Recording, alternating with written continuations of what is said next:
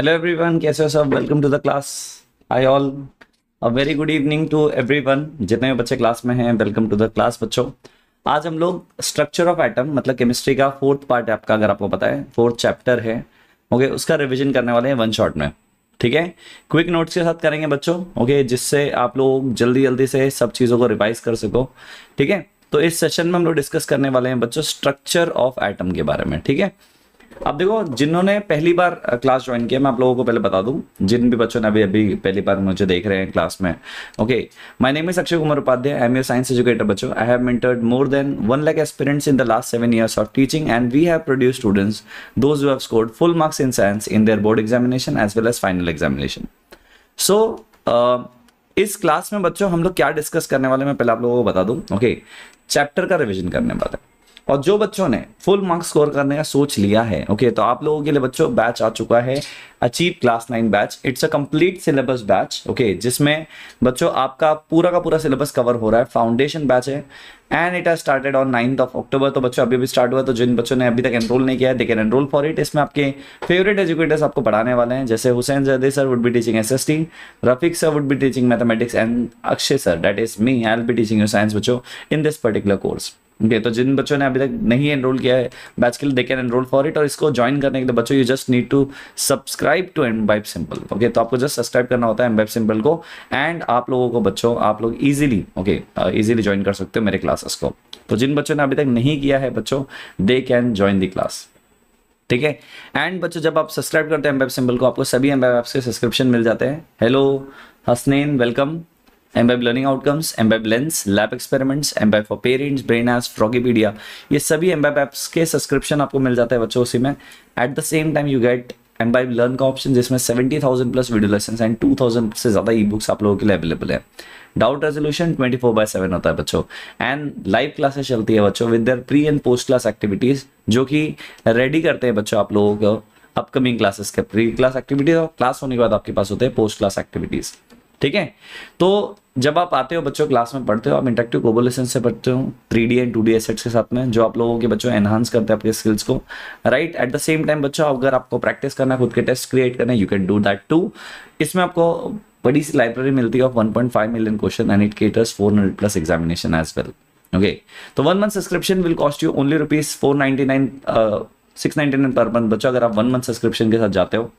Okay, if you go with 3 month subscription plan बच्चों, it will cost you only ₹599 per month, and if you go with the yearly subscription it will cost you ₹499 per month.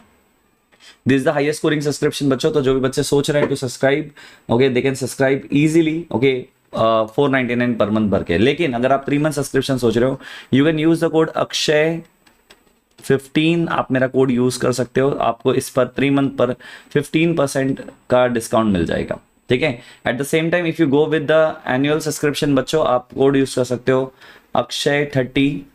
Okay, तो Akshay 30 use करने पर आपको 30% का discount मिल जाएगा total subscription के ऊपर। तो अगर आपने अभी तक बच्चों नहीं सब्सक्राइब किया है एम्बाइब सिंबल को, तो you can subscribe it. Okay, I hope बच्चों यहाँ तक का पार्ट सबको क्लियर है। और जितने भी बच्चे क्लास में आ चुके हैं लाइव, ओके, पहले कोड देख लो जिन्होंने नहीं देखा। और अगर आप लाइव आ चुके हैं बच्चों, तो हम लोग स्टार्ट करते हैं क्लास को। तो रेडी हो तो रेडी लिख दो। ठीक है, चलो। देखो बच्चों, जो भी बच्चे पहली बार क्लास में आ रहे हैं, मैं आप लोगों को बता दूं, इस चैप्टर में बहुत सारी चीजें हैं। ओके, तो हम लोग सभी चीजों को इस क्लास में डिस्कस करने वाले हैं। और बच्चों हम लोग नोट्स के साथ साथ करेंगे, सो दैट आप लोग जब पढ़ाई करोगे, आप नोट्स आपके बीच में नहीं आने चाहिए। तो आप लोग नोट्स बना सकते हो साथ में बच्चों। ओके, तो चलो स्टार्ट करते हैं। ओके, तो अगर आप यहाँ पे देखो बच्चों, okay, what you can observe is, यहाँ पे आपके नोट्स भी अवेलेबल है सामने। ठीक है, तो विल बी डिस्कसिंग इट बच्चों, नोट्स के साथ साथ में डिस्कस करेंगे हम लोग। ठीक है, अब आप लोगों को बता दो बच्चों, जो चैप्टर है वो है स्ट्रक्चर ऑफ एटम। ओके, तो हम लोग स्ट्रक्चर ऑफ एटम को डिटेल में डिस्कस करेंगे।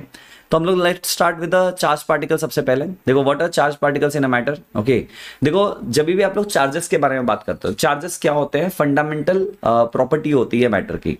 तो जैसे अगर आपको पता है mass is the fundamental, okay, mass जो होता है वो भी एक फंडामेंटल प्रॉपर्टी है, मतलब हर मैटर के पास में मास जरूर होता है। सिमिलरली बच्चों, वैसे ही मास की तरह भी एनर्जी, या फिर आप बोल सकते हो चार्ज भी फंडामेंटल प्रॉपर्टी है बच्चों मैटर का।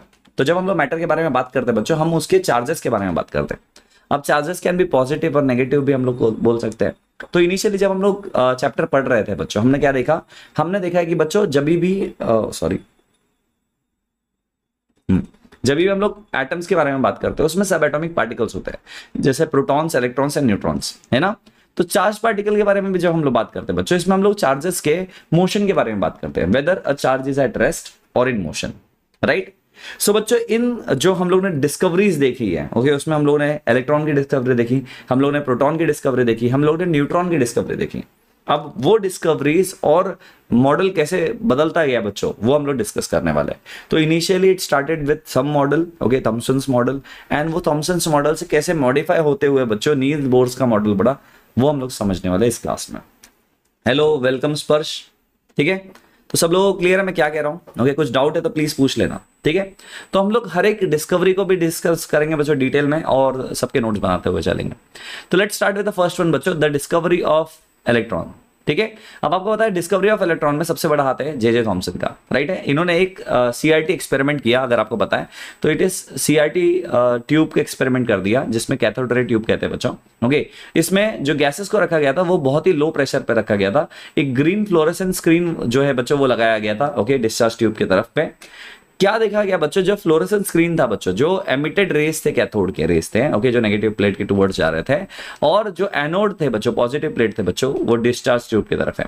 तो जब फ्लोरेसेंस देखने मिला बच्चों, उससे हमें पता चला कि कैथोड जो नेगेटिव प्लेट है बच्चों, टुवर्ड्स द एनोड जो पॉजिटिव थे, ट्यूब है बच्चों, उस तरफ पे आपके बेंडिंग देखने मिली थी बच्चों रेस का। तो अब ये कैथोड से एनोड की तरफ जा रहे थे, कहां से जा रहे थे बच्चों, कैथोड से एनोड की तरफ।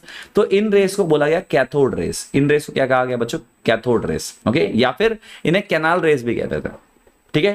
क्या है कैथोड रेस, जब कैथोड और एनोड के प्लेट लगाए गए बच्चों, ओके, और फ्लोरेसेंट ट्यूब के अंदर रखा गया, तो कैथोड से पास होते हुए रेस जा रहे थे कहां पर, एनोड की तरफ पे।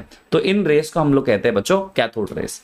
अब इसमें क्या पता चला कि कैथोड जो है, ओके, कैथोड रेस जो है, या फिर हम लोग बोल सकते हैं कैथोड जो है वो तो नेगेटिव प्लेट था, राइट है। तो इनके एक्सपेरिमेंट से बच्चों थॉमसन ने एक कंक्लूजन बनाया कि जो कैथोड रेज होते हैं they are actually negatively charge particles, बस they are only negatively charge particle. तो कैथोड रेज जो निकल रहे हैं, जो पॉजिटिव प्लेट से नेगेटिव प्लेट से पॉजिटिव प्लेट की तरफ जो जा रहे थे, ओके, ये रेस को हम लोग कैथोड रेस कह रहे हैं, ओके, या फिर कैनाल रेस कह रहे हैं, and these are negatively charged, okay. And जो नेगेटिवली चार्ज पार्टिकल होता है बच्चों, उसे हम लोग कहते हैं इलेक्ट्रॉन्स। तो उन्होंने क्या कहा, यहां पे डिस्कवरी ऑफ इलेक्ट्रॉन हो गया नेगेटिवली चार्ज पार्टिकल के बारे में। तो डिस्कवरी ऑफ इलेक्ट्रॉन में बच्चों सीआरटी एक्सपेरिमेंट, इसे बोलते हैं सीआरटी एक्सपेरिमेंट, का बहुत बड़ा रोल था। क्या ये चीज क्लियर है सबको? Hello Fareen, welcome Tania, good evening सभी को। अच्छा, नोट्स बनाते हुए चलो साथ में, आप लोग चाहो तो इसका स्क्रीनशॉट भी ले सकते हो, ठीक है। अगर आप चाहो तो डायरेक्टली नोट्स भी बना सकते हो, या फिर इफ यू वांट बच्चों you can take the screenshot of it, ठीक है।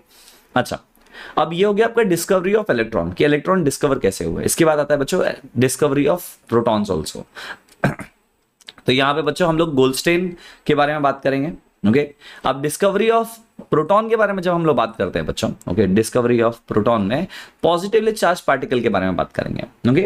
तो गोल्डस्टेन ने पॉजिटिवली चार्ज पार्टिकल्स को देखा। अच्छा, बाय द वे यहाँ पे ना बहुत बच्चे मुझे ये भी पूछते हैं, सर अर्नेस्ट रुदरफोर्ड का भी तो नाम आता है, तो who coined the name proton, तो he was Rutherford who discovered positively charge particles वाला पार्ट बच्चों। कैनाल रेस को किसने डिस्कवर किया, वो थे बच्चों गोल्डस्टेन, अर्नेस्ट गोल्डस्टेन, ठीक है। अच्छा, अब यहाँ पे देखो बच्चों, जर्मन साइंटिस्ट थे ई गोल्डस्टेन इन द ईयर 1886 बच्चों। इन्होंने एक डिस्चार्ज ट्यूब लिया बच्चों, उससे करंट को है ना पास करवाया। इन्होंने क्या चेक किया बच्चों, कि जो चार्ज पॉजिटिवली चार्ज रेस जो एमिट किए गए थे बच्चों, ओके, उन्हें हम लोग कैनाल रेस कह रहे हैं, ओके। जब इलेक्ट्रिक फील्ड लगाया गया बच्चों, तो they were deflected towards a negatively charge plate. आप समझ रहे हो, मतलब अगर हमारे पास में, ओके, रेज है वो मूविंग, और हम लोगों ने यहाँ पे प्लेट्स लगाए हैं ऐसे, ये पॉजिटिव प्लेट है, समझो ये नेगेटिव प्लेट है, तो ये जो रेज है ये बेंड हो रहे थे टुवर्ड्स द नेगेटिव। अगर वो बेंड हो रहा है टुवर्ड्स द नेगेटिव बच्चे, इसका मतलब हम लोग क्या कंक्लूड कर सकते हैं यहां से, कि ये जो रेज है बच्चों, these are positively charged rays, है ना, इसलिए तो नेगेटिव की तरफ अट्रैक्ट हो रहा है। तो उन्होंने बोला कि यहां पर पॉजिटिवली चार्ज पार्टिकल भी है। इन्होंने क्या कंक्लूड किया बच्चों, गोल्डस्टेन ने बताया कि देखो यहां पर इलेक्ट्रॉन्स जैसे होते हैं वैसे ही पॉजिटिवली चार्ज पार्टिकल्स भी है अलोंग विद इलेक्ट्रॉन्स, ओके। और इन्हें बच्चों, ओके, रुदरफोर्ड ने नाम दिया कॉल्ड एज प्रोटॉन्स। अब ये कंफ्यूजन आई होप आप लोगों को क्लियर हो गया होगा। पॉजिटिवली चार्ज पार्टिकल के बारे में किसने बताया, गोल्डस्टेन ने बताया। उसको नेम कॉइन किसने किया? प्रोटॉन। तो डेट वाज रुदरफोर्ड। इसलिए गूगल पर सर्च करके आपके टीचर्स के साथ में कंफ्यूजन हो गया, आप लोग लड़ते रहते हो कि सर मेरी टीचर ने गोल्डस्टेन बताया था, एनसीईआरटी गोल्डस्टेन कह रही है, कुछ जगह पे लिखा हुआ है रुदरफोर्ड, तो क्या सही है? बेटा देखो, कॉइन करना नेम को was done by Ernest Rutherford, और गोल्डस्टेन ने क्या किया था? गोल्डस्टेन ने पॉजिटिवली चार्ज पार्टिकल के बारे में बताया था उनके एक्सपेरिमेंट से। I hope it is clear, है ना? कुछ डाउट है बच्चों तो प्लीज पूछ लो। Okay, if you have any doubt इस पार्ट में तो प्लीज पूछ लेना, ठीक है? तो इन्हें एनोड रेस या फिर कैनाल रेस कहते थे,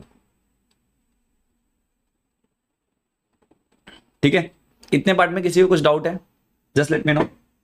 ओके, नाउ बच्चों डिस्कवरी ऑफ न्यूट्रॉन, सबसे लास्ट में जेम्स चैडविक आए। ओके, उन्होंने बोला देखो न्यूट्रल भी कुछ चीजें होती हैं। ओके, तो इन्होंने क्या किया? एक एक्सपेरिमेंट इन्होंने भी कंक्लूड किया बच्चों।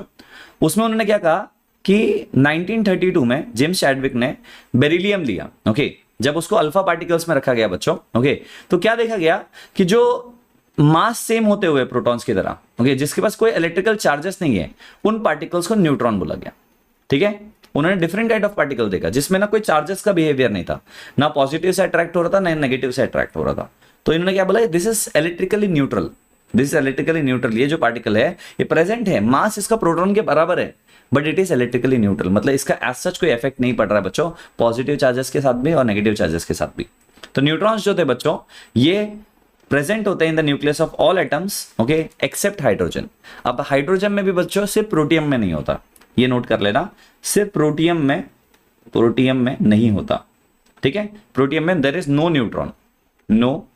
न्यूट्रॉन। अब आपको पता है ना बच्चों, ड्यूटेरियम देखा है आपने, ट्रीटियम देखा है, उसमें एक और दो होते हैं न्यूट्रॉन्स, बट जब प्रोटियम की बात आती है बच्चों, जो कि सबसे पहला आइसोटोप है बच्चों, उसमें नहीं देखा जाता। ओके, तो आप ऐसे लिख सकते हो हाइड्रोजन 1 ओके, ऐसे भी आप इसको डिनोट कर सकते हो, ठीक है? बॉक्स से डिनोट करते बाय द वे, ऐसे you can denote it. Okay, if you want to note it down बच्चों, you can just note it down यहां से। सो ये थे डिस्कवरी की बातें। ओके, अब यहां से मॉडल स्टार्ट होता है। अब मॉडल समझने के लिए बच्चों आप लोगों को बेसिक आइडिया पता होना चाहिए प्रोटॉन्स, न्यूट्रॉन्स और इलेक्ट्रॉन्स का, जो कि इस नोट्स में आप लोगों को देखने मिलेगा। ओके, तो अगर आपने नहीं नोट किया बच्चों, you can just note it down right away. Okay, आप अभी के अभी नोट कर सकते हो, और अगर आपने नोट कर लिया बच्चों, वी कैन प्रोसीड देन। बताओ मुझे, नोट करके हो चुका है सबका? Just let me know if it is done बच्चों, कमेंट में डन लिख सकते हो आप लोग। If you want to note it down और ज्यादा तो मुझे बता सकते हो।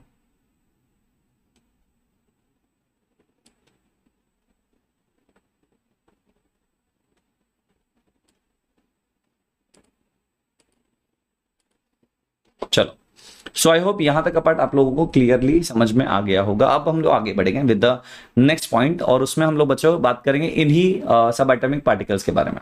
अब ध्यान देना, इसमें इसका स्क्रीनशॉट आपके बुक में होना चाहिए, ठीक है? अगर आपके पास में ये टेबल नहीं है तो you can take a screenshot of it. Okay, तो प्रॉपर्टीज बच्चों क्या क्या है देख लो अच्छे से। ओके, इलेक्ट्रॉन, प्रोटॉन और न्यूट्रॉन के केसेस में, ओके, इलेक्ट्रॉन, प्रोटॉन और न्यूट्रॉन के केसेस में बच्चों याद रख लेना, इनसाइड द न्यूक्लियस ये दोनों होते हैं। इनसाइड द न्यूक्लियस बच्चों प्रोटॉन और न्यूट्रॉन होते हैं बच्चों इनसाइड द न्यूक्लियस। तो हम लोग न्यूक्लियस के अंदर प्रोटॉन्स और न्यूट्रॉन्स को कहते हैं, इसके बाहर इलेक्ट्रॉन्स घूमते हैं, ठीक है? इसके बाहर क्या घूमते हैं बच्चों? इलेक्ट्रॉन्स घूमते हैं, ये याद रख लेना।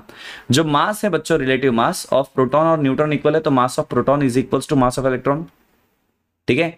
तो mass of neutron, okay, and it is very much greater than mass of electron. तो इलेक्ट्रॉन का जो मास है ना, it is negligible as compare to proton and neutron, ये याद रख लेना, ठीक है? इसीलिए जब एटॉमिक मास यूनिट हम लोग कंसीडर करते हैं, एटॉमिक मास नंबर हम लोग कंसीडर करते हैं, तब we don't take the mass of what we say electron, consider ही नहीं करते, इट इज नेग्लिजिबल, नहीं के बराबर है, ठीक है? अगर एब्सोल्यूट मास के बारे में बात करें बच्चों, इट इज 9 × 10⁻⁻28 ग्राम्स, और इनका है 1.6 × 10⁻24 ग्राम्स। याद रख लेना, मास दोनों का सेम होता है। इवन बच्चों अगर हम लोग चार्ज के बारे में बात करें ना, तो इन दोनों का चार्ज बराबर होता है। Charge QP is equals to QE, याद रख लेना बच्चों, एंड QN इज 0, मतलब कोई चार्ज नहीं होता है न्यूट्रॉन पे, बट चार्ज ऑफ प्रोटॉन और चार्ज ऑफ इलेक्ट्रॉन इक्वल होता है। ओके, तो इट इज 1.6 × 10⁻⁻19। अगर आपके पास नोट्स नहीं है तो चार्ज लिख लेना बच्चों, इट इज 1.6 × 10⁻⁻19 कूलम, ठीक है? ये होता है charge on proton as well as electron. याद रख लेना, इलेक्ट्रॉन में सिर्फ नेगेटिव होता है, ओके, प्रोटॉन में पॉजिटिव होता है। पॉजिटिव नेगेटिव का फर्क है, बट दोनों के चार्जेस इक्वल होते हैं, okay, these are the basic things बच्चों जो आपको पता होना चाहिए। ओके, अगर आपने नोट्स बना लिया तो वेरी गुड, नहीं बनाया तो बच्चों इसका स्क्रीनशॉट ले लेना, ठीक है। अब हम लोग बात करते हैं बच्चों स्ट्रक्चर्स के बारे में। अब यहां से जो आपका मेन सेक्शन चालू होता है वो ये है, जो आपके क्वेश्चंस आते हैं कि आप बताओ थॉमसन्स का मॉडल क्या था, रुदरफोर्ड का मॉडल क्या था। ओके, तो सब मॉडल्स आपको यहाँ पे डिस्कशन करना होता है, ठीक है।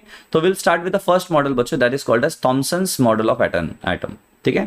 तो यहाँ पे इसके मॉडल के बारे में बात करेंगे बच्चों, इसमें हम लोग लिमिटेशंस के बारे में बात करेंगे कि थॉमसन मॉडल में क्या लिमिटेशन भी था, ठीक है। तो will be discussing about the model also, okay, जिसे प्लम पुडिंग मॉडल कहते हैं या फिर क्रिसमस पुडिंग मॉडल भी कहते हैं बच्चों, ओके, या वाटरमेलन मॉडल भी कहते हैं। ओके, तो इन्होंने ना बेसिकली स्टार्ट किया, ओके, जे थॉमसन ने बोला कि देखो एटम दिखता ऐसा है, लोग बोले यार पता ही नहीं है कैसा दिखता है, तो उन्होंने बोला इमेजिन करो कि एक केक है, प्लम केक है, उन्होंने बोला एक इमेजिन करो कि there is a plum cake basically, और उस प्लम केक के अंदर okay there are some puddings, okay, या फिर समझो ड्राई फ्रूट्स रखे हुए हैं, है ना, ऐसे। तो ये जो पुडिंग्स है बच्चों वो इलेक्ट्रॉन है। उन्होंने क्या बोला, ये जो पुडिंग है बच्चों ये इलेक्ट्रॉन है, और ये जो पूरा का पूरा केक था ये पॉजिटिवली चार्ज केक है, ऐसा उन्होंने कहा। मतलब क्या बोला मैं फिर से बताता हूं। An atom is a positively charge sphere, एक स्फीयर है, पॉजिटिवली चार्ज स्फीयर है, ओके, एंड इसके ऊपर इलेक्ट्रॉन्स लगे हुए हैं, रैंडमली लगे हुए हैं। अब ये थोड़ा लॉजिकली सोचो, क्या बोला गया, एटम जो है पूरा का पूरा पॉजिटिवली चार्ज एटम है, स्फीयर है, और उसमें इलेक्ट्रॉन्स कहीं पे भी स्कैटर्ड है, ठीक है, ये पहला।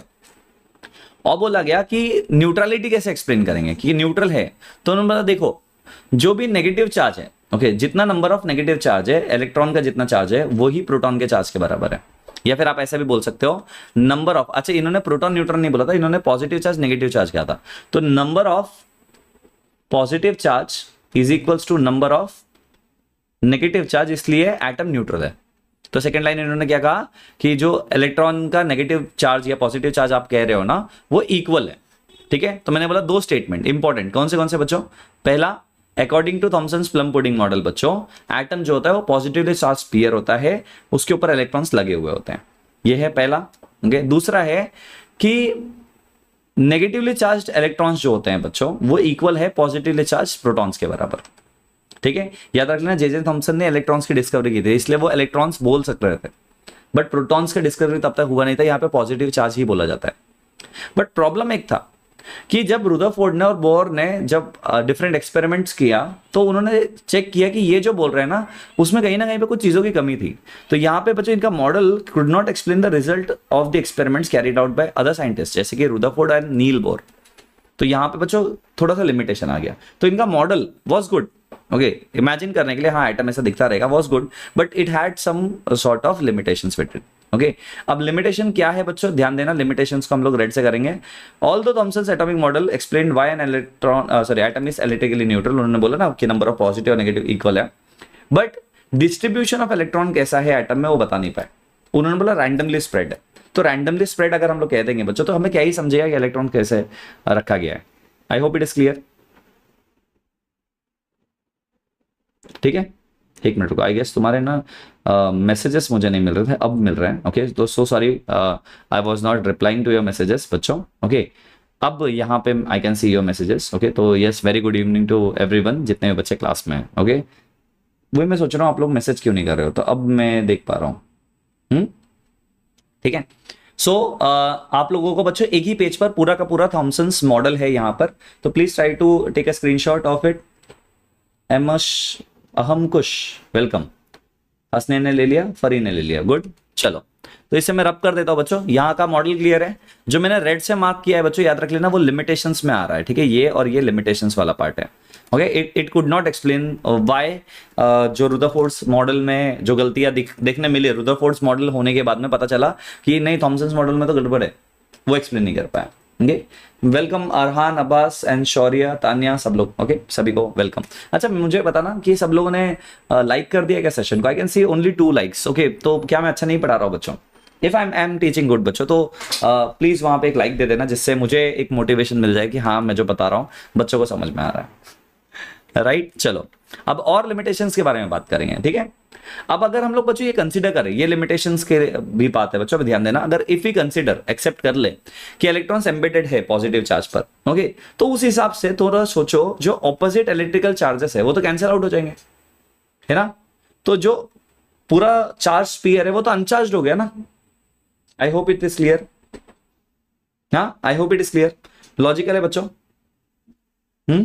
खट से लाइक करते सर। ओके चलो ग्रेट। सर फिर हम ये पढ़ क्यों रहे हैं? So that you should know ना कि जो एटम्स वेर मेड। ओके अब समझो, ये बहुत क्वेश्चन मुझे बहुत लोग पूछते हैं कि हम एटम जो मॉडल्स नहीं काम किए आज के टाइम में वो क्यों हम लोग पढ़ रहे हैं। ओके बहुत अच्छा क्वेश्चन है फरीन का, मैं बता दूं। देखो अगर हमें पता है कि जब थिंकिंग कैपेसिटी किसी इंसान की होती है वो कैसे चलती है, तो देखो अभी थॉमसन ने अगर नहीं बोला था कि चार्जेस न्यूट्रल है तो शायद रुदरफोर्ड को वो चीज समझ में नहीं आती एंड वो एक्सपेरिमेंट करते ही नहीं। उन्होंने एक्सपेरिमेंट किया तो उन्होंने देखा कि जो थॉमसन ने बोला उसमें बहुत सारी चीजें सच है, सही भी है, इमेजिनेशन से बोला था, राइट। एक्सपेरिमेंटली प्रूव हो रहा है बट कुछ चीजें नहीं हो रही है, राइट। तो वो चीज यहां पे चेक किया जाएगा। आई होप इट इज क्लियर। तो बच्चों थॉमसन्स मॉडल बच्चों फेल टू एक्सप्लेन कि व्हाई डिफरेंट एलिमेंट्स के डिफरेंट केमिकल प्रॉपर्टीज हो सकते हैं। ओके तो आइसोटोप आइसोबार्स के बारे में बात करेंगे आने वाले पार्ट में। अब बात करते हैं बच्चों रुदरफोर्ड्स मॉडल के बारे में। अभी याद रख लेना बहुत जबरदस्त है, actually it is very good बच्चों, ध्यान देना। अब अगर हम लोग बात करें रुदरफोर्ड्स एटॉमिक मॉडल के बारे में बच्चों, तो इन 1911 उन्होंने एक एक्सपेरिमेंट किया, बहुत जबरदस्त एक्सपेरिमेंट था, ठीक है। अब उन्होंने न्यूजीलैंड में एक एक्सपेरिमेंट किया बच्चों, जो ना atomic model given by Thomson था ना उसको पूरा उसने बदल दिया। कैसे किया पहले वो बताते हैं। उन्होंने बोला है कि हम लोग ना एक गोल्ड फॉइल लेंगे, will take a gold foil, okay very thin gold foil, will take a very thin layer of gold foil. तो उन्होंने बोला चलो ले लेते हैं। अच्छा गोल्ड फॉइल ही क्यों? Cause it is very ductile and malleable. आप लोगों को पता है राइट ना, it is very ductile and malleable. तो मैलिएबल भी बहुत ज्यादा होता है बच्चों और डक्टाइल भी बहुत ज्यादा होता है जब हम लोग गोल्ड फॉइल यूज करते हैं तो, ठीक है। तो उसको जितना थिकनेस उसे कम कर सकते हैं बच्चों हम लोग कर सकते हैं। तो उन्होंने बोला कि चलो हम लोग थिकनेस कम करके इसे 0.004 मिलीमीटर थिकनेस तक लेके आएंगे। मतलब एक पार्ट में बच्चों ओनली 1000 एटम्स आना चाहिए, इससे थिक नहीं होना चाहिए। ओके वेरी थिन बनाया हम लोग, राइट। फिर उन्होंने बोला हम लोग अल्फा पार्टिकल्स यूज करें। अच्छा क्या आप लोगों को पता है what is alpha particle? Fast moving alpha particles were allowed to hit the gold foil. अब जिनको नहीं पता व्हाट इज अल्फा पार्टिकल बच्चों, बहुत सिंपल तरीके से मैं आपको अल्फा पार्टिकल के बारे में समझाता हूं। देखो व्हाट आर अल्फा पार्टिकल्स। अगर हीलियम एटम को देखो, ओके तो हीलियम में क्या होता है कि 2 प्रोटॉन होता है, 2 न्यूट्रॉन होता है, राइट, और 2 इलेक्ट्रॉन होता है। क्या चीज क्लियर है बच्चों? अगर उस इलेक्ट्रॉन को निकाल दिया जाए, उस इलेक्ट्रॉन को निकाल दिया जाए तो सिर्फ न्यूक्लियस बच जाएगा, राइट बच्चों। सिर्फ न्यूक्लियस बचेगा, किसका? न्यूक्लियस बच जाएगा बच्चों हीलियम का, यस और नो। तो 2 प्रोटॉन 2 न्यूट्रॉन थे पहले, ओके तो न्यूक्लियस किसका? हीलियम का, is called as alpha particle. Alpha particle, क्या ये चीज क्लियर है बच्चों? What is alpha particle? Alpha particle is basically the nucleus of helium.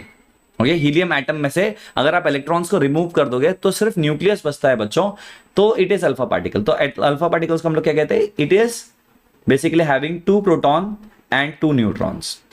क्या चीज क्लियर है? 2 प्रोटॉन 2 न्यूट्रॉन होते हैं, उसे हम लोग अल्फा पार्टिकल कहते हैं, ठीक है। ओके अब ये पॉजिटिवली चार्ज होगा या नेगेटिवली चार्ज होगा बच्चों, मुझे बताओ। Will it be positively charge या फिर नेगेटिवली चार्ज? मुझे देख के बताना, देखते हैं कितने लोगों का प्रेजेंस ऑफ माइंड है इसमें। मुझे बताना अल्फा पार्टिकल्स पॉजिटिवली चार्ज होंगे या फिर नेगेटिवली चार्ज होंगे? आपके हिसाब से क्या लगता है इनके ऊपर कौन सा चार्ज होगा अल्फा पार्टिकल्स में, जिसमें 2 प्रोटॉन 2 न्यूट्रॉन है? वेरी गुड तान्या, तान्या ने आंसर दे दिया, it would be positively charge बच्चों, it will be positively charge. Negatively नहीं, क्यों? इसने इलेक्ट्रॉन्स डोनेट कर दिया है ऑलरेडी, ओके तो it is positively charge nucleus, ठीक है।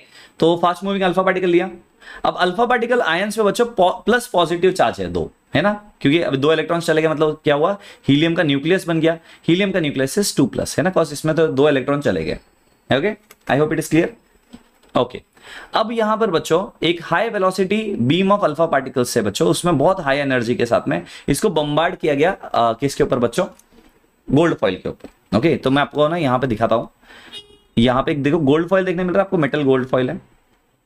ओके रुको एक मिनट, मैं आप लोगों को थोड़ा सा जूम आउट करके दिखाता हूं।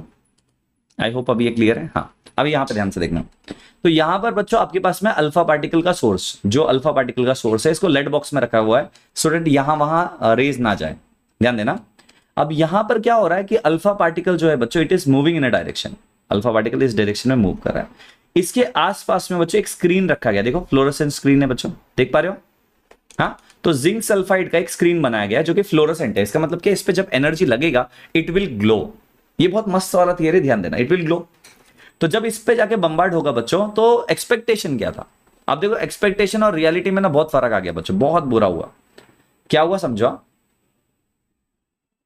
अब एक्सपेक्टेशन क्या था बच्चों?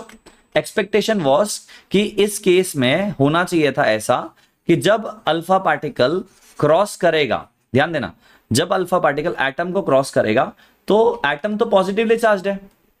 थोड़ा सोचना, इमेजिनेशन देखो, एटम तो पॉजिटिवली चार्ज्ड है, तो अगर ये पॉजिटिवली चार्ज्ड है तो रेज जो है वो डिफ्लेक्ट हो जाने चाहिए। ये पॉजिटिवली चार्ज्ड है और उस पे electrons electrons electrons electrons electrons है। ये किसके हिसाब से? थॉमसन्स मॉडल के हिसाब से, राइट? थोड़ा सोचो, तो अगर ऐसा होता तो रेस को मैक्सिमम क्या करना चाहिए था? आकर डिफ्लेक्ट, आकर डिफ्लेक्ट, डिफ्लेक्ट, है ना? मतलब क्या होना चाहिए था बच्चों? ये वापस चले जाना चाहिए था। बट अगर आप ध्यान से देखो ये नहीं हुआ। आपको पता क्या हुआ इंस्टेड? क्या हुआ? ये होने की जगह पे जो एक्सपेक्टेशन था दैट वाज कि डिफ्लेक्शन मैक्सिमम होना चाहिए था, ओके, बट ये नहीं हुआ। क्या हुआ? मैक्सिमम रेस जो है ना वो पास हो गए, मैक्सिमम रेस अनडिफ्लेक्टेड पास हो गए। समझ रहे हो? मैक्सिमम रेस अनडिफ्लेक्टेड पास हो गए।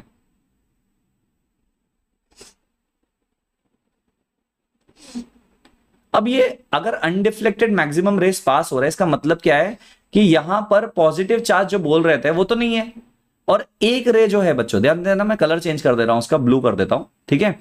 एक रे जो आया और वो उसी पाथ से वापस चला गया, तो आया भी इस पाथ पे, चला भी इस पाथ से गया। तो मतलब क्या उन्होंने कंक्लूड किया कि यहां पे शायद से कुछ ना कुछ पॉजिटिवली चार्ज स्फीयर में एक बीच में कोई तो सेक्शन है दैट इज पॉजिटिवली चार्ज। समझ रहे बच्चों? बीच वाला सेक्शन में पॉजिटिव चार्ज है और बाकी सब जगह एम्प्टी स्पेस है, बाकी सब जगह एम्प्टी स्पेस है। एटम के अंदर बच्चों एम्प्टी स्पेस की वजह से क्या हो रहा है? देखो, एम्प्टी स्पेस की वजह से यहां पर मैक्सिमम रेस पास हो गए, and there were some rays बच्चों जो डिफ्लेक्ट भी हुए, लगकर डिफ्लेक्ट भी हुए, some rays deflected through some angle. इसका मतलब समझ रहे हो बच्चों? जो थॉमसन्स मॉडल था वो फेल हो रहा था यहां पे। ये देखा किसने? रुदरफोर्ड ने। बोला नहीं, ये जो एम्प्टी स्पेस है उसकी वजह से क्या हो रहा है? मैक्सिमम रेस पास हो जा रहे हैं। तो अल्फा पार्टिकल्स बच्चों, क्या बोला गया? अल्फा पार्टिकल्स जो थे बच्चों वो कैसे गए? वो जाके जिंक सल्फाइड पे लग गए, मैक्सिमम रेस पास हो गए बच्चों। तो यहां पर बच्चों अल्फा पार्टिकल्स जो थे बच्चों ये कम डिफ्लेक्शन के साथ में चले गए। तो जो रिजल्ट्स देखने मिले, ओके, क्या हम लोग बोल सकते हैं वो अनएक्सपेक्टेड थे। तो जो ऑब्जर्वेशन है बच्चों दैट वाज अनएक्सपेक्टेड। ये तो रुदरफोर्ड को भी नहीं पता था ऐसा कुछ एक्सपेरिमेंट होने वाला है। अब उनके ऑब्जर्वेशन के हिसाब से बच्चों देयर वर सम कंक्लूजन्स जो रुदरफोर्ड ने ड्रॉ किया। अब उन्होंने बोला देखो, जो स्मॉल डिफ्लेक्शन आ भी रहा है वो स्मॉल पॉजिटिव चार्ज की वजह से आ रहा है। अगर जो स्मॉल आ भी रहा है डिफ्लेक्शन बच्चों वो स्मॉल पॉजिटिव चार्ज की वजह से आ रहा है। क्या ये चीज क्लियर है? जो स्मॉल डिफ्लेक्शन आ रहा है वो स्मॉल पॉजिटिव चार्ज की वजह से आ रहा है। और मैक्सिमम रेस बच्चों बिना डिफ्लेक्शन के जा रहे हैं, मतलब यहां पे एम्प्टी स्पेस ज्यादा है कि नहीं? देखो बच्चों, इसका साइंस समझोगे तो मजा आएगा। सर फ्लोरोसेंट स्क्रीन क्या होता है? फ्लोरोसेंट स्क्रीन उस स्क्रीन को बोलते हैं जहां पे लाइट गिरने पे वो इल्यूमिनेट करता है या फिर चमकता है। I hope it is clear. जब रे ऑफ लाइट अगर इस पे टच होगा, देखो रेस क्योंकि दिखते नहीं है, तो कहां पे रे आया है ये समझने के लिए बच्चों क्या होगा? फ्लोरोसेंट स्क्रीन जो है वो बताएगा कि यहां पे ग्लो हो रहा है, मतलब यहां पे रे आया है। सर सम रेस राइट एंगल क्यों है? राइट एंगल नहीं बोल सकते, सेम एंगल से वापस बाउंस बैक क्यों कर गए? देखो मैं 3 कंडीशंस बता रहा हूं, इसमें 3 कंडीशंस हुए थे। पहला कंडीशन वाज कि बाउंस बैक हो गया। क्यों? कॉज पॉजिटिव में रिफ्लेक्शन, ये रिपल्शन हुआ, रिपल हुआ इसलिए। तो एग्जैक्ट सेंटर पे जब एग्जैक्ट सेंटर पे लगा तो वो वापस चला गया। ये आपका फर्स्ट कंडीशन क्लियर है। फिर सेकंड कंडीशन, कुछ में बेंडिंग देखने मिला, कुछ डिफ्लेक्शन देखने मिला। अब डिफ्लेक्शन क्यों देखने मिला? कॉज वो एग्जैक्टली सेंटर पे तो नहीं हिट किया, बट उसने कहीं ना कहीं पे एक एंगल पर हिट किया बच्चों पॉजिटिव चार्ज को, जिसकी वजह से वो अगेन रिपल होकर वो चला गया। और जहां पर वो कांटेक्ट में ही नहीं आया पॉजिटिव चार्ज के साथ बच्चों, वो सीधा सीधा चला गया। आई होप इट इज क्लियर, है ना? I hope it is clear. Sir if the atom is 90% hollow, आपको पता 99.99% फ्री स्पेस होता है। 0.01% हम लोग देखते हैं या टच करता है, तो वी एक्चुअली अगर देखा जाए theoretically we don't actually touch anything. Okay, I hope it is clear. अब देखो बच्चों, जो पोस्टुलेट्स थे बच्चों उसको एक एक करके हम लोग समझेंगे। पहला पोस्टुलेट बच्चों, अब ध्यान देना, बहुत इंपॉर्टेंट है।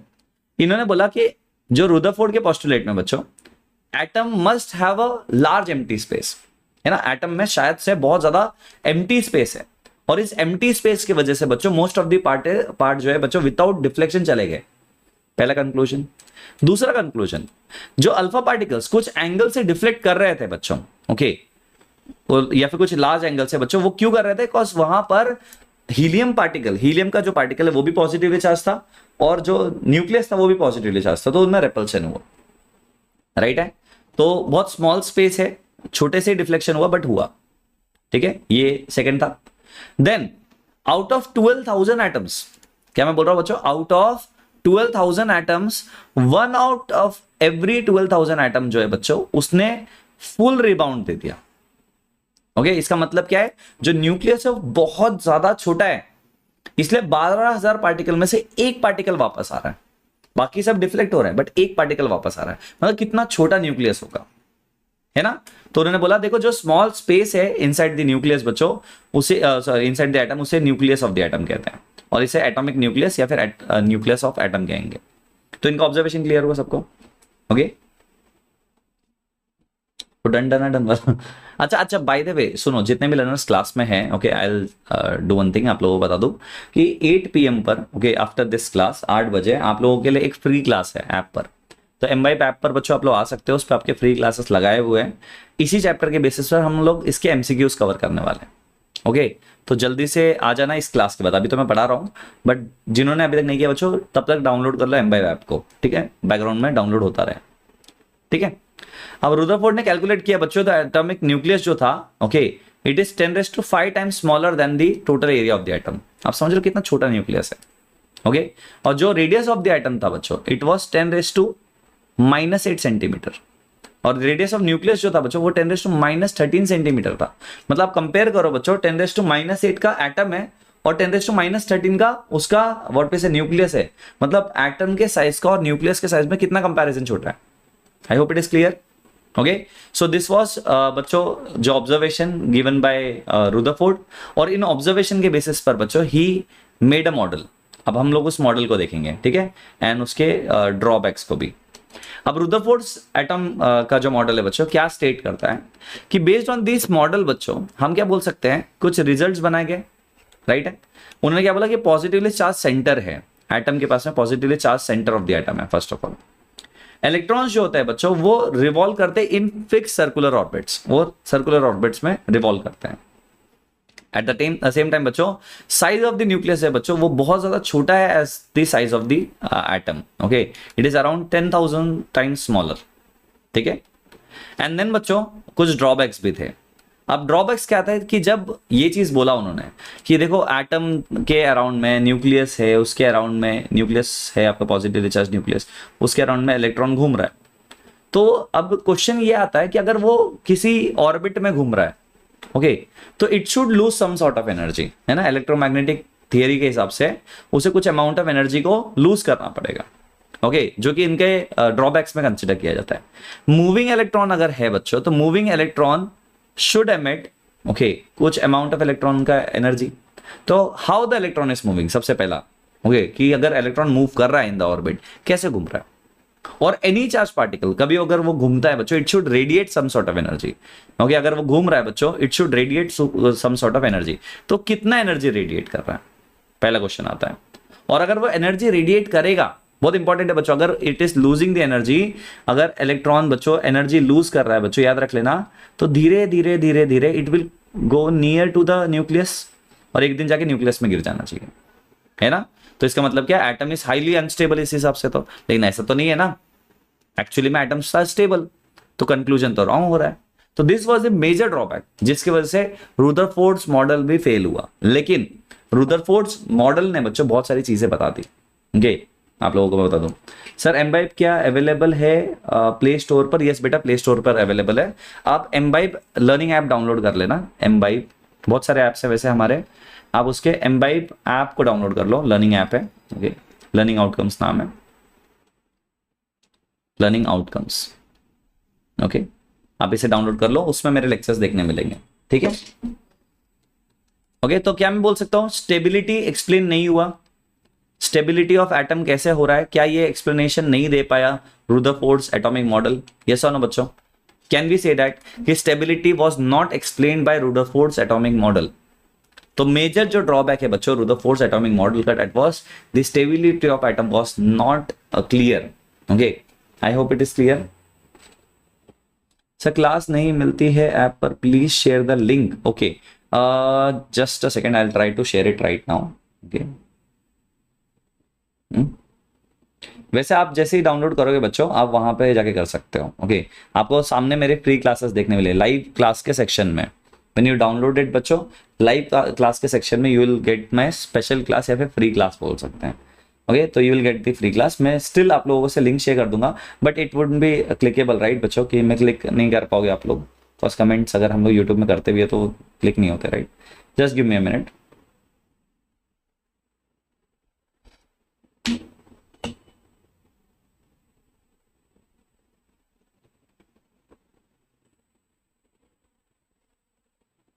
वैसे आप डाउनलोड करोगे ना, सबसे फर्स्ट पेज पे दिखाई दे रहा है क्लास. ठीक है, व्हेन यू डाउनलोड ना बच्चों, सबसे फर्स्ट पेज पे you can see the class. देखो, अगर मैं अभी लिंक शेयर भी कर रहा हूं तो वो क्लिक नहीं हो रहा है. Okay, so your lectures are paid. बेटा मैं जो क्लास के बारे में बता रहा हूँ, इट्स अ फ्री क्लास. तो वहां पे पेड क्लासेस भी है मेरे, जो लाइव लेक्चर्स ये कोर्स चलते हैं उसमें भी. और मैंने अभी जो बताया आपको बच्चों, it's a free class. Okay, तो आप फ्री क्लास पे भी जाके देख सकते हैं. ओके सर, टेस्ट सीरीज भी लेके आए आज हम लोग इसके बेसिस पर एमसीक्यूज करेंगे. ओके, वैसे टेस्ट सीरीज भी मैं लेके आ रहा हूँ, डोंट वरी. बैच परचेस करना है, यू कैन परचेस इट बच्चों अभी. Okay, you can go and you can use my code अक्षय30 अगर आप ईयरली सब्सक्रिप्शन बाय कर रहे हो. ओके, तो आप अक्षय30 यूज कर सकते हो. ठीक है, अक्षय30 यूज कर सकते हो, जिससे आपको 30% डिस्काउंट मिलेगा ईयरली सब्सक्रिप्शन पे. और अगर आप 3 मंथ सब्सक्रिप्शन लेना चाह रहे हो बच्चों, तो उसमें आप अक्षय15 यूज कर सकते हो. अक्षय15 फॉर 3 मंथ और अक्षय30 फॉर ईयरली. चलेगा. फ्री क्लासेस में पूछ लेना उत्कर्ष. ओके, वहां पे क्लियर हो जाएगा. तो आई होप बच्चों रुदरफोर्ड वाला पार्ट आपको क्लियर हो गया होगा. अब आता है बच्चों नील बोर्स एटॉमिक मॉडल. ठीक है, अब हम लोग बात करेंगे नील बोर्स के एटॉमिक मॉडल के बारे में. ठीक है, अब देखो नील बोर्स के एटॉमिक मॉडल के बारे में जब हम लोग बात करते हैं बच्चों, it is one of the successful model, याद रख लेना. तो क्लास 9 में जो आप पढ़ते हो बच्चों, उसमें नील बोर्स एटॉमिक मॉडल ही पढ़ते हो. बिकॉज आज जो भी आपको एटम्स के बारे में पता है या फिर आप नॉर्मली कंसिडर करते हो, वो सब नील बोर्स एटॉमिक मॉडल से है. उन्होंने ना बहुत सिंपल कर दिया, पता है. उन्होंने देखा कि देखो थॉमसन्स का एटॉमिक मॉडल है, ओके, रुदरफोर्ड एटॉमिक मॉडल है, दोनों में ना कुछ कमियां थी. तो क्यों ना मैं उस कमी को ही दूर कर दूं, है ना. देखो, कभी भी ना किसी का गलती हो रहा है उसको सही कर दो अगर, तो आप ऐसा छा जाते हो. राइट है. जैसे फॉर एग्जांपल आपके स्कूल में ना ऐसा वाइवा चल रहा है. ठीक है, बोला कि 7 कैरेक्टरिस्टिक्स ऑफ समथिंग बता दो. तो एक पर्सन है वो खड़ा हुआ बेचारा, उसने 6 कैरेक्टरिस्टिक्स बता दिया, वो 2 भूल गया. तो आपने देखा अरे 6 बता दिया इसने, बुक चेक किया 2 नहीं बता रही है, चलो मुझे 2 पता है. तो टीचर बोले अरे वाह, इसको पूरे 8 आते हैं. टीचर को ऐसा लगेगा ना. तो same goes for Niels Bohr's also बच्चों. तो जो गलती हो रही थी या ड्रॉबैक था बच्चों रुदरफोर्ड्स एटॉमिक मॉडल में, that was okay actually clarified using Niels Bohr's atomic model. अब इन्होंने क्या बोला, देखो बहुत सिंपल. उन्होंने क्या बोला कि इलेक्ट्रॉन रिवॉल्व करता है. तो इन्होंने बोला हाँ इलेक्ट्रॉन रिवॉल्व करता है. तो सब लोग बोले फिर क्या अलग है? बेटा करता तो है, बट वो फिक्स्ड एनर्जी लेवल्स पे करता है. किस में करता है? फिक्स्ड शेल्स में करता है. ओ, तो लोगों ने बोला फिक्स शेल्स में करता है. इसका मतलब क्या है कि एनर्जी लूज नहीं करेगा, बिकॉज ये एक फिक्स्ड एनर्जी लेवल पे रहेगा. दूसरा इलेक्ट्रॉन जो हायर एनर्जी लेवल पर है, वो हायर एनर्जी लेवल में रिवॉल्व करेगा. इसका मतलब क्या है कि इलेक्ट्रॉन जो है बच्चों, उनके पास में खुद के पास में स्पेसिफिक अमाउंट ऑफ एनर्जी होती है.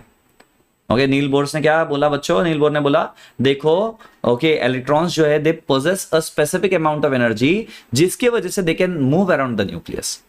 And these are fixed energy levels. इनके खुद के फिक्स्ड एनर्जी लेवल्स हैं. ओके, है ना, मस्त है. नाउ लोगों ने बोला अच्छा ठीक है, तो उसे क्या बोला जाए? तो उन्होंने बोला देखो कन्फाइंड एनर्जी लेवल है, इन्हें हम लोग स्टेशनरी शेल्स कह सकते हैं. ओके, या फिर ऑर्बिट्स कह सकते हैं. तो लोगों ने बोला अरे वाह क्या बात है. उन्होंने बोला देखो हम लोग ऐसा करेंगे ना, हम लोग इन शेल्स को नाम दे देंगे. क्या नाम देंगे? हम बोलेंगे K shell, L shell, M shell. ठीक है, और जैसे जैसे एनर्जी लेवल बढ़ता है बच्चों, ओके, वैसे वैसे क्या होगा बच्चों? एनर्जी ऑफ द इलेक्ट्रॉन बढ़ेगा. If one electron wants to go from the lower energy level towards the higher energy level, it should gain energy. It should gain energy, इसे गेन करना पड़ेगा एनर्जी। अगर एक energy level okay higher energy level पे उसे lower energy level पे जाना है, इट शुड लूज एनर्जी। एकदम सिंपल कर दिया कि अगर लोअर एनर्जी लेवल से हायर एनर्जी लेवल में जाना है तो इलेक्ट्रॉन को एनर्जी गेन करना पड़ेगा, और हायर एनर्जी लेवल से लोअर एनर्जी लेवल पे जाना है तो इलेक्ट्रॉन को एनर्जी लूज करना पड़ेगा। ओके तो यहीं पे ये चीज लिखा हुआ है बच्चों, बहुत मजेदार है, देखो ध्यान से। तो क्या बोला गया था कि अगर electron jumps from a lower to higher energy level it should absorb energy या फिर gain energy. At the same time बच्चों अगर electron returns from higher energy level to the lower energy level, उसने जितना एनर्जी लिया था उसे emit करना पड़ेगा। एकदम सिंपल, ठीक है। I hope it is clear.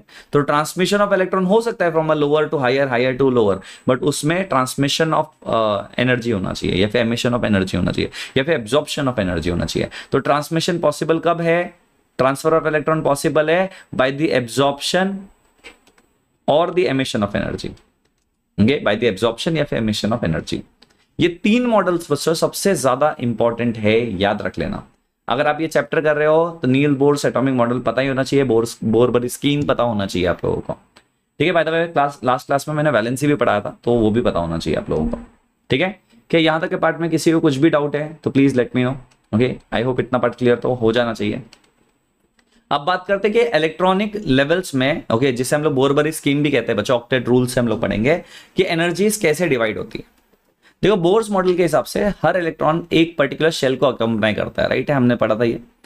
So definite energy होनी चाहिए इसमें फर्स्ट ऑफ ऑल। तो हमने बोला वो शेल्स है KLMN शेल्स, और उनका नंबरिंग है बच्चों 1 2 3 4, okay. I hope it is clear, है ना। अब KLMN शेल है और उसमें आपका एनर्जी लेवल है 1 2 3 4। तो सब एनर्जी लेवल का अपना अपना इलेक्ट्रॉन का कैपेसिटी होता है, कितने इलेक्ट्रॉन्स वो पजेस करेगा, कितने इलेक्ट्रॉन्स वो पजेस करेगा, कितना इलेक्ट्रॉन्स वो होल्ड करेगा। तो हर एनर्जी लेवल का बच्चों एक फॉर्मूला बनाया गया बोर-बॉरी स्कीम्स के हिसाब से, बोर-बॉरी स्कीम के हिसाब से एक एनर्जी लेवल का फॉर्मूला बनाया गया। अब वो फॉर्मूला क्या है बच्चों, इट इज 2n²। इससे अमाउंट ऑफ इलेक्ट्रॉन पता चलता है बच्चों एक पर्टिकुलर शेल में। अब शेल नंबर आपको पता है 1 2 3 4 है बच्चों, तो अगर आप n की जगह पे 1 2 3 4 डालोगे बच्चों तो 2 electrons, 8 electrons, 18 electrons, 32 electrons and so on आपके इलेक्ट्रॉन्स जो है बच्चों शेल्स के हिसाब से बढ़ते जाएंगे। तो जैसे जैसे आप हायर एनर्जी लेवल में जा रहे हो तो जो नंबर ऑफ इलेक्ट्रॉन्स है या फिर इलेक्ट्रॉन्स व्हाट वी से होल्डिंग कैपेसिटी है बच्चों वो बढ़ता जाता है, राइट है। तो हम लोग का इलेक्ट्रॉन का कैपेसिटी कैसे बढ़ेगा बच्चों, 2 electrons, 8 electrons, okay, 18 electrons, 32 electrons, 64 electron and so on. I hope it is clear. तो हर शेल का अपना एनर्जी लेवल होगा और उन एनर्जी लेवल्स के हिसाब से उनके इलेक्ट्रॉन कैपेसिटी भी बढ़ेगी, ठीक है। I hope it is clear. चलो thank you so much Kanan, चलो आई ट्राई टू इम्प्रूव, ठीक है। Thank you for the feedback. अब ऑर्बिट्स आई होप आप लोगों को समझ में आ गया होगा। तो याद रख लेना हमेशा ऑर्बिट्स या फिर शेल जो है बच्चों वो स्टेप वाइज मैनर में ही सेट किए जाते हैं। आई hope it is clear, okay, yes, perfect है। आपसे पढ़कर मेरे मिड टर्म्स में 91 मार्क्स आए थे। अरे यार मोस्ट वेलकम बेटा, और कीप गोइंग ऐसे ही। वो स्केलर क्वांटिटी है, ओके, वो वेक्टर लॉ को ये नहीं करता है। टीचर से it is scared but it has both direction and magnitude, नहीं, ओके, वो वेक्टर लॉ को ना फॉलो नहीं करता है। वेक्टर लॉ जो ट्रायंगल है बच्चों वो फॉलो नहीं करता है। ट्रायंगल लॉ ऑफ वेक्टराइजेशन नहीं फॉलो करता है, तो वो नहीं है। ये तो हैज डायरेक्शन बट अगेन वो स्केलर क्वांटिटी है, ओके। और उसमें भी कन्वेंशनल करंट है, फिर इलेक्ट्रॉन करंट है ना, तो वो पोलैरिटी के हिसाब से काम करता है, तो वो वेक्टर नहीं है, वो स्केलर है। टीचर ने सही कहा आपके, वो स्केलर ही है। ओके, अब याद रखना इलेक्ट्रॉन्स जब भी फिल होते हैं वो पहले लोअर शेल में होंगे, फिर हायर, फिर हायर, हायर में डायरेक्टली नहीं जाते हैं, okay. I hope it is clear. चलो, ऑक्टेट रूल सबको पता है बच्चों कि लास्ट शेल में 8 इलेक्ट्रॉन्स कंप्लीट होने का बोलते हैं बच्चों ऑक्टेट रूल। अगर आपको नहीं पता है मैं आप लोगों को बता दूं, डिस्ट्रीब्यूशन ऑफ इलेक्ट्रॉन जब भी होता है बच्चों लास्ट ऑर्बिट में, अगर के शेल है, के शेल के लिए 2 इलेक्ट्रॉन्स का कैपेसिटी होता है, के शेल के लिए सिर्फ 2 electrons. But again L shell, M shell, N shell, जो भी शेल है बच्चों उसमें आउटर मोस्ट शेल में 8 इलेक्ट्रॉन्स होने चाहिए, तो उसे बच्चों ऑक्टेट रूल कहते हैं। वो स्टेबिलिटी शो करता है, okay. I hope it is clear. तो स्टेबिलिटी शो करता है कब, जब उसके आउटर मोस्ट शेल में 8 इलेक्ट्रॉन्स होते हैं, ठीक है। जैसे अगर ना आप किसी का भी एग्जांपल ले लो, चलो मैंने आप लोगों को ना लास्ट टाइम अगर आपको याद होगा तो हम लोग ने क्या डिस्कशन किया था, याद है बच्चों, कि कुछ इलेक्ट्रॉन्स है, ओके, या फिर चलो कुछ नाम ले लेते हैं, helium, hydrogen, helium, lithium, beryllium, boron, nitrogen, carbon, nitrogen, oxygen, chlorine, neon, ठीक है। इसी को देख लो। अब इनके एटॉमिक नंबर आप लिख लो 1 2 3 4 5 6 7 8 9 और 10, ठीक है। ठीक, जाने तो आप लोग इग्नोर करो बच्चों, कोई बात नहीं है, वो उनका फीडबैक है, वो अपने हिसाब से देंगे, ठीक है। ओके चलो, अब हम लोग ये जो हमारे पास वैल्यूज दिए गए हैं बच्चों, ध्यान देना गया। अब इसमें अगर मैं इलेक्ट्रॉनिक कॉन्फ़िगरेशन को मेंशन करूं बच्चों, इट वुड बी 2 सॉरी इसका 1 2 2,1 2,2 2,3 2,4 2,5 2,6 2,7 एंड 2,8, ठीक है। अब ध्यान देना, इसके जो आउटर मोस्ट शेल में अगर आप देखो बच्चों, फर्स्ट के शेल के हिसाब से देखो, अब यहाँ पे मैं KLMN लिख सकता हूँ, राइट, मैं KMLN लिख सकता हूँ। अब इनके शेल्स के हिसाब से अगर आप देखो बच्चों, ओके, यहाँ पे तो पहले वाले में डुप्लेट कंप्लीट होना चाहिए, देखो सबका डुप्लेट कंप्लीट हुआ है, तो यहाँ पे ये जो कंप्लीट हो रहा है उसे बोलते हैं डुप्लेट कंप्लीट होना। सिर्फ के शेल में डुप्लेट कंप्लीट होता है, और बाकी चीजों में बच्चों, ओके, बाकी चीजों में बच्चों याद रख लेना कि आप लोगों का आउटर मोस्ट शेल में 8 इलेक्ट्रॉन्स कंप्लीट होने पे हम लोग बोलते हैं वो स्टेबल इलेक्ट्रॉनिक कॉन्फ़िगरेशन है, जिसे हम लोग ऑक्टेट कहते हैं। ऑक्टेट का मतलब होता है बच्चों आउटर मोस्ट शेल में 8 इलेक्ट्रॉन्स कंप्लीट हो। अब अगर मैं सोडियम का कंसीडर करूं बच्चों, सोडियम जिसका एटॉमिक नंबर इज 11, अब इसको अगर मैं कंसीडर करूं बच्चों, तो इसे मैं लिख सकता हूं 2,8,1, राइट, 2,8,1। अब 2,8,1 लिखूंगा तो एक इलेक्ट्रॉन एक्स्ट्रा है ना, ऑक्टेट कंप्लीट नहीं है, तो सोडियम क्या करता है, सोडियम बोलता है देखो मेरा एक इलेक्ट्रॉन दे दो, डोनेट कर देंगे, और सोडियम बिकम्स सोडियम आयन, जिसे 2,8 होता है उसके पास में, एंड इसे बोलते हैं stable electronic configuration. Okay, I hope it is clear.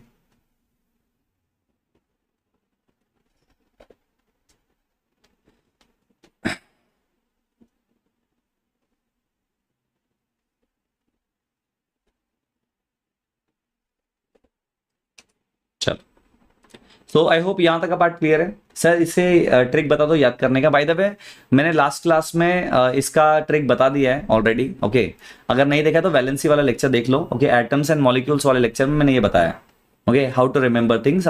Mnemonics भी बताया था कि आप नेमोनिक्स क्या पढ़ोगे जिससे टॉप 20 एलिमेंट समझेंगे और उनके आउटर मोस्ट शेल में कितने इलेक्ट्रॉन्स है वो क्लियर होंगे। और जिन्होंने ना मेरा वैलेंसी इन वन शॉट वाला लेक्चर नहीं देखा है, इन केस अगर आप लोगों ने बच्चों नहीं देखा है, तो मैंने एक लेक्चर लिया है वैलेंसी इन वन शॉट, ठीक है, वैलेंसी इन वन शॉट, ये वाला लेक्चर जरूर देख लेना, ठीक है। I hope it is clear, बहुत सिंपल है, आपको आ जाएगा पक्का, ठीक है। वो जाके एक बार चेक कर लेना, मैंने बहुत डिटेल में करवा दिया है, ठीक है। चलो, तो यहां तक का पार्ट आई होप समझ में आ गया होगा बच्चों आप लोगों को, ऑक्टेट वाला पार्ट क्लियर है। किसी को कुछ डाउट है इसमें तो प्लीज आस्क मी। ओके, अब ये मैंने शेल कैपेसिटी के बारे में आपको बता दिया, राइट, अभी जस्ट ये वाला बता दिया, इलेक्ट्रॉनिक कॉन्फ़िगरेशन, वैलेंसी, ओके। अब बात करते हैं बच्चों atomic number and mass number के बारे में, ठीक है। ओके, कॉन्ग्रेचुलेशंस शौर्य। अब बात करते हैं बच्चों एटॉमिक नंबर और मास नंबर के बारे में।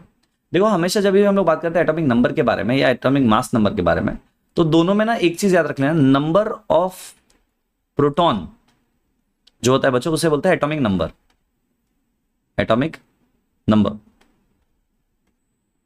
ओके। तो आप ऐसा लिख सकते हो कि प्रोटॉन का जो नंबर होता है it is equals to Z, है ना। एटॉमिक नंबर क्या है, जेड से डिनोट करते हैं। और अगर हम लोग बोले number of proton plus neutron, तो ये होता है बच्चों एटॉमिक मास नंबर, ये होता है atomic mass number, mass number. अब याद रख लेना एटॉमिक मास नंबर को हम कैसे डिनोट करते हैं, वी डिनोट इट बाय ए से डिनोट करते हैं। अब याद रख लेना हमेशा जब भी आप लोग डिनोशन के बारे में बात करते हो कि आप डिनोट किससे कर रहे हो, कैसे कर रहे हो, ओके। तो डिनोशन करते समय बच्चों एक चीज का ध्यान रहे हमेशा कि आप लोग जब भी डिनोट करो, किसी भी एलिमेंट को डिनोट कर रहे हो उनके सिंबल से करते हो। तो हम लोग क्या करते हैं बच्चों, एक सिंबल लिखते हैं एक्स, हम लिखते हैं उसका सिंबल एक्स, और यहां पर बच्चों लिखते हैं ए और यहां पे लिखते हैं जेड। अब आपको पता है ए क्या है, ए यहां पे आप लोग देख सकते हो, जेड क्या है यहां पे आप लोग देख सकते हो। तो जैसे अगर मुझे सोडियम के लिए लिखना है, सोडियम Na, उसका सिंबल हो गया, राइट, और यहाँ पे उसका मास नंबर आ जाएगा मतलब 23 और उसका एटॉमिक नंबर आ जाएगा 11। तो मतलब अगर आप उसका सिंबल देख रहे हो बच्चों, सिंबल से यू कैन आइडेंटिफाई कि कौन सा एलिमेंट है और उसका एटॉमिक मास क्या है, उसका एटॉमिक नंबर क्या है। I hope it is clear. तो चलो आप लोगों को ना यही सेम चीज यहाँ पे भी करोगे, दिखाता हूँ। ओके, एक और सिंबल लिखते हैं हम लोग, लेट्स से फॉर कैल्शियम कर ले। Let's do it for calcium then. तो कैल्शियम का भी बना लेता हूँ यहीं पे साइड में। ओके, और आपको जितने भी पता है आप लोग सब लिख सकते हो, ठीक है। बाय द वे आप समझो मेरे पास में कैल्शियम है, कैल्शियम का जो एटॉमिक मास है बच्चों इट इज 40। ओके, तो एटॉमिक मास इज 40, तो आप लिखोगे 40 और एटॉमिक नंबर जो है बच्चों इट इज 20। तो आप इसको 40-20 के हिसाब से रिप्रेजेंट कर सकते हो। क्लियर है। तो जब भी आप रिप्रेजेंटेशन करते हो बच्चों, इसमें याद रख लेना आपको हमेशा कि व्हेनेवर यू रिप्रेजेंट, ये सिंबल लिखते समय, ओके, ये सिंबल लिखते समय जो बीच में एक्स के बारे में बात करते हैं हम लोग, ओके, जो हम लोग एक्स के बारे में बात करते हैं, x is the symbol of element. Okay, x is the symbol of element. X बताएगा कि वो सिंबल ऑफ एलिमेंट है। और जो ए है बच्चों वो एटॉमिक मास नंबर बताएगा, Z है वो एटॉमिक नंबर बताएगा। तो इसे आप लोग नोट कर सकते हो, you can just note it down. क्या है X, क्या शो कर रहा है, X shows the symbol of element,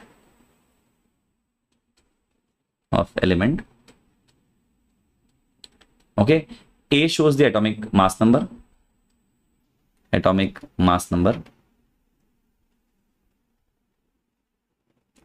and Z shows the atomic number।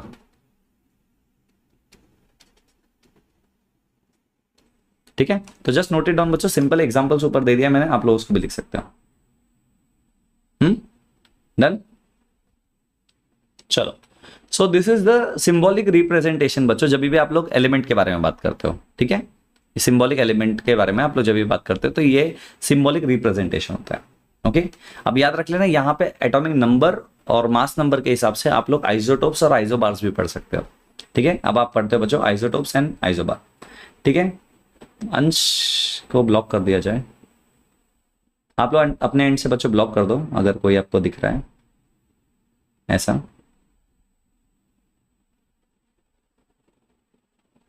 देख अच्छा होल्ड ही मत करो अपने लाइफ में, ठीक है। चलो, अब सिंपल सी बात करते हैं, एटॉमिक नंबर और मास नंबर के हिसाब से हम लोग आइसोटोप्स डिस्कस करेंगे। अब देखो, जब हम लोग आइसोटोप या फिर आइसोबार के बारे में बात करते हैं बच्चों, तो याद रख लेना आइसोटोप्स क्या होते हैं। देखो, आइसोटोप्स वो होते हैं बच्चों, ओके, आइसोटोप्स वो होते हैं जिनका एटॉमिक नंबर सेम होता है, ओके, और मास नंबर डिफरेंट होता है। Just a second, what are isotopes? Isotopes are दोस्त बच्चों जिनका atomic number, okay, atom of same element differing in atomic number, mass number of neutrons, okay, मतलब atomic number same होगा और atomic mass number different होगा। मतलब isotope में same atomic number, different atomic mass number होगा, right. At the same time बच्चों इसको identify ऐसे भी कर सकते हैं, जैसे मैं आप लोगों को एक लिख के दिखाता हूं कि हमारे पास में 3 एलिमेंट्स हैं, ओके, 3 एलिमेंट्स लिखता हूं, हाइड्रोजन, हाइड्रोजन और हाइड्रोजन। अब सर ये कैसे 3 हो गए, बताता हूं। एटॉमिक नंबर है 1 1 1, तीनों का 1 है। मास नंबर है 1 2 3। अगर आपको पता है इसे प्रोटियम, ड्यूटेरियम और ट्रीटियम कहा जाता है। अब तीनों का एटॉमिक नंबर सेम है। देखो, अगर आप ध्यान से देखो तो तीनों का एटॉमिक नंबर सेम है, atomic number 1, atomic number 1, atomic number 2। अब ये हाइड्रोजन के आइसोटोप्स हैं, these are isotopes of hydrogen. क्या चीज क्लियर है? ये आइसोटोप है हाइड्रोजन के। सो क्या कहेंगे बच्चों इन्हें? आइसोटोप्स। क्लियर है क्या होता है आइसोटोप्स? क्लियर है बच्चों? सर और भी एग्जांपल्स हो सकते हैं क्या आइसोटोप्स के? Yes, there are multiple examples. जैसे फॉर एग्जांपल बच्चों मैं एक और लिखता हूं, क्लोरीन है हमारे पास में, या फिर चलो कार्बन है, ओके, कार्बन 12, कार्बन 14, जिसको रिप्रेजेंटेशन इसका ऐसा कर सकते हो बच्चों आप लोग। इनका रिप्रेजेंटेशन भी बहुत सिंपल होता है। कार्बन का एटॉमिक नंबर, मास नंबर अलग है, इसका C12 है, इसका C14 है, atomic number remains the same बच्चों, तो 6 और 6 आएगा, ठीक है। अब दीज आर अगेन आइसोटोप्स, ये दोनों भी आइसोटोप्स हैं। समझ रहे हो? यस और नो? नोट करो बच्चों, अगर नहीं आ रहा है तो प्लीज पूछ लो, और अगर आ रहा है तो बच्चों कोई दिक्कत ही नहीं है, ठीक है। तो these are again isotopes, same atomic number, different atomic mass number, right. Same goes for one more example. चलो एक और एग्जांपल लेते हैं, क्लोरीन के लिए ले लें। क्लोरीन 37 और 35, ओके, 35 है और क्लोरीन 37 है, 17 17, atomic number same, mass number different है। क्लियर है बच्चों? डन बच्चों, है ना? तो ये आइसोटोप्स है, दीज आर आइसोटोप्स अगेन। तो आइसोटोप्स में हम क्या कहते हैं बच्चों? सेम सेम जेड डिफरेंट ए, सेम जेड डिफरेंट ए। क्लियर है बच्चों? सर हाइड्रोजन के आइसोटोप्स के नाम मैं लिख देता हूं, रुको जगह बनाना पड़ेगा थोड़ा सा।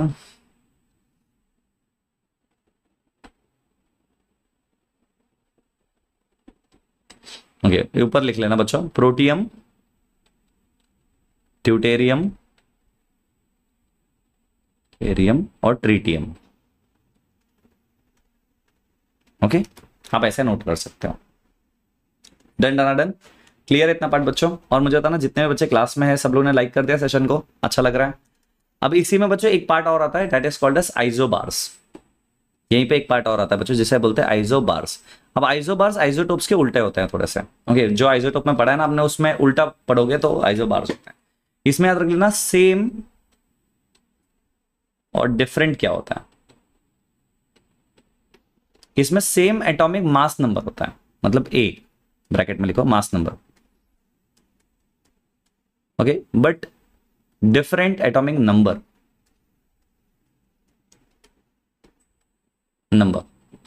हैवी वाटर में कौन सा होता है?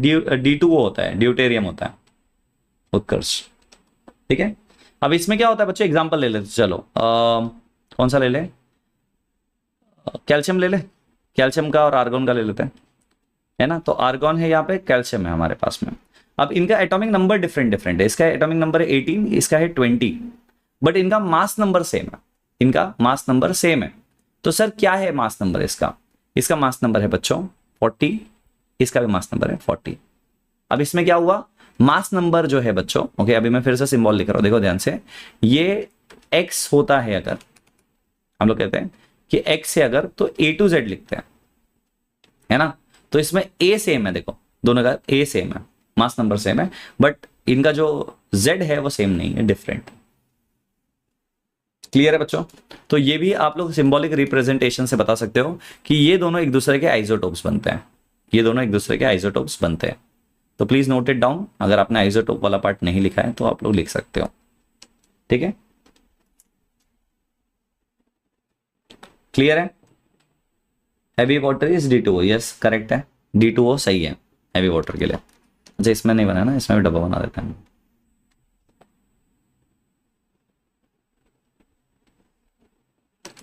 डन, आइसोटोप्स आइसोबार्स क्लियर है बच्चों? अच्छा मुझे बताओ जितना चीजें हम लोगों ने डिस्कस की समझ में आ रहा है? पूरा चैप्टर समझ में आया? अच्छा इसके बेसिस पर बच्चों हम लोग टॉप 20 क्वेश्चंस करेंगे। क्या आप लोग करना चाहते हो? है मत? क्या आप लोग टॉप 20 क्वेश्चंस में से बच्चों 15 अबव मार्क्स ला सकते हो क्या? क्या लगता है आपको? अगर मैं इस चैप्टर के बेसिस पर टॉप 30 क्वेश्चंस पूछूं या चलो टॉप 20 क्वेश्चंस पूछूं तो क्या आप लोग दे पाओगे? टॉप 20 MCQ अगर हम लोग लें, क्या आप लोग ट्राई कर सकते हो? आंसर दे पाओगे? तो बच्चों इसके बेसिस पर अभी 8 बजे 8 PM पर आपका एक फ्री क्लास है। Okay, we have a free class है, ओके, ऑन MBWeb। तो MBWeb पर है, जिन्होंने अभी तक नहीं ज्वाइन किया बच्चों कर सकते हो, फ्री क्लास है MBWeb पर, कोई पेमेंट नहीं करना है बच्चों, सिर्फ आप लोगों को MBWeb क्लास में आकर ओके वो 20 क्वेश्चंस का आंसर देना है। Okay, it would be a small session बच्चों। ओके, तो कॉन्सेप्ट अगर आपका क्लियर है, ओके अगर आपका कॉन्सेप्ट क्लियर है तो इन टॉप 20 क्वेश्चंस को आप लोग इजीली क्रैक कर सकते हो। और टू आइडेंटिफाई कि आप कर पा रहे हो नहीं बच्चों, सेशन करके देखो, है ना? यूल गेट एन आइडिया कि आपने जो भी किया है बच्चों कितना अच्छे से किया है। सर कब करोगे? हाजिर हो जाऊंगा अभी 8 PM पे, आज 8 PM पर। अभी आपके पास में 15 मिनट्स का टाइम है बच्चों। 20 आउट ऑफ 20 कंफर्म्ड, क्या बात है? अच्छा कितने लोग, चलो मुझे टारगेट बताओ, आउट ऑफ 20 आप लोगों को क्या लगता है आप कितना स्कोर कर पाओगे? How much can you score? कितना स्कोर कर पाओगे? आप अपने अपने स्कोर्स अभी लिख दो, मेंशन कर दो, लिंक डिस्क्रिप्शन में बच्चों, वहां से आप लोगों को मिल जाएगा। ओके, मुझे बताओ कितने लोग कितना स्कोर कर सकते हैं? जल्दी बताओ, क्या लगता है कितना स्कोर कर पाओगे आप लोग?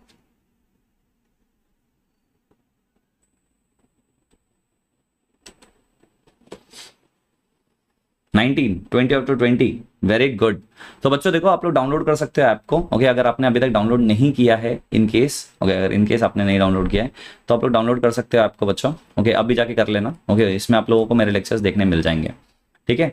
So if you have not downloaded it, download it right now, okay. तो लॉगिन करना पड़ेगा, हाँ बेटा लॉगिन करना पड़ेगा आपको, ओके। तो MBA ऐप भी आपके लिए, जिसमें आप लोग DIY एक्सपेरिमेंट्स कर सकते हो। और अभी लेक्चर जो होने वाला है बच्चों वो होगा आपका MBA ऐप पर, ओके। तो प्ले स्टोर से आपको ये ऐप मिल जाएगा, ओके। जल्दी से जाके डाउनलोड कर लो। एंड इसमें 3D लर्निंग वीडियोस है बच्चों, मैप्ड आपके कोर्स बुक्स के साथ में, वो भी मिलेंगे। मेरे लाइव लेक्चर्स मिलेंगे, मेरे पेड लेक्चर्स मिलेंगे, फ्री लेक्चर्स मिलेंगे, सब कुछ यहाँ पे मिलेगा, ओके। और अगर आपने MBA का ऐप डाउनलोड नहीं किया है बच्चों, लेंस ऐप, तो आप लोग लेंस ऐप भी डाउनलोड कर सकते हो, जिसमें बेसिकली आपको जस्ट स्कैन करना होता है जो भी चीज़ आपको पढ़नी है बच्चों, और उसके इंपॉर्टेंट कीवर्ड से you can learn the whole chapter, पूरा का पूरा चैप्टर कवर कर सकते हो। जिन बच्चों ने TG ग्रुप को ज्वाइन नहीं किया बच्चों, यहाँ से आप लोग TG ग्रुप को भी ज्वाइन कर सकते हो, this is the link. And बच्चों आपका डाउट रेजोल्यूशन ग्रुप है 24/7, आपके डाउट सॉल्व होते हैं यहाँ से, ओके। तो अगर आपने अभी तक ज्वाइन नहीं किया बच्चों आपको, you can download it right now and you can join it. तो बच्चों मुझे लगता है आज तो आई एम हैप्पी बच्चों। अगर आप लोगों को सेशन अच्छा लगा बच्चों तो लाइक करो उसे, शेयर करो अपने फ्रेंड्स के साथ में, so that they can also join the session, okay, जो कि होने वाला है कुछ टाइम के बाद, ओके। तो 8 बजे मिलेंगे बच्चों नेक्स्ट क्लास में। Till then, bye-bye, take care. This is Akshay Bada signing off. Good night, everyone. Bye-bye. Keep imbibing. We believe in you.